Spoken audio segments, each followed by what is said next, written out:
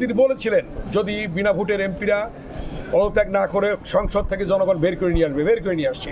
যদি পদত্যাগ না করে বিনা ভোটের এমপিরা যারা মন্ত্রী হয়েছে তাদেরকে সচিবালয় থেকে বের করে নিয়ে আসবে, সেটাই হয়েছে। এবং পরবর্তী বলেছেন যদি তারপর পদত্যাগ না করে যে অবৈধ অনৈতিক বিনা ভোটের প্রধানমন্ত্রী তাকে জনগণ গণভবন থেকে বের করে নিয়ে আসবে, সেটাই হয়েছে। রাজপথে ফয়সালা হয়েছে এবং এই রাজপথে ফয়সালা হওয়ার মধ্য দিয়ে বিএনপির ভারপ্রাপ্ত চেয়ারম্যান জনাব তারেক রহমান একটি বক্তব্য রেখেছেন।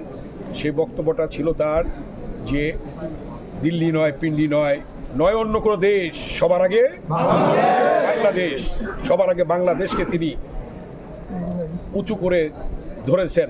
এবং তিনি এই কথার মাধ্যমে এটাই প্রমাণিত হয়েছে যে বাংলাদেশকে যে তার ভালোবাসা, তার যে বাংলাদেশের প্রতি অকৃত্রিম ভালোবাসা, সেটাই তার দেশপ্রেমের উজ্জ্বল দৃষ্টান্ত তিনি রেখেছেন তার বক্তব্যের মধ্য দিয়ে।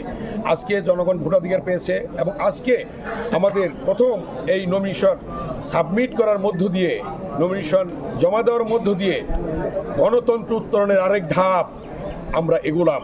এবং আগামী 12ই ফেব্রুয়ারি নির্বাচন ইনশাল্লাহ অন্তর্বর্তীকালীন সরকার প্রধান, মাননীয় প্রধান উপদেষ্টা তিনি এবং তার উপদেষ্টা পরিষদ এবং সকল রাজনৈতিক দল আজকে ইচ্ছা পোষণ করেছে, তাদের আশা ব্যক্ত করেছে যে একটি সুষ্ঠু নির্বাচন হবে, ফ্রি অ্যান্ড ফেয়ার নির্বাচন হবে, জনগণ তাদের ভোটাধিকার পাবে, তাদের পছন্দ অনুযায়ী সরকার গঠন করবে। সেই প্রত্যাশা আজকে পূরণের দিকে যাচ্ছে।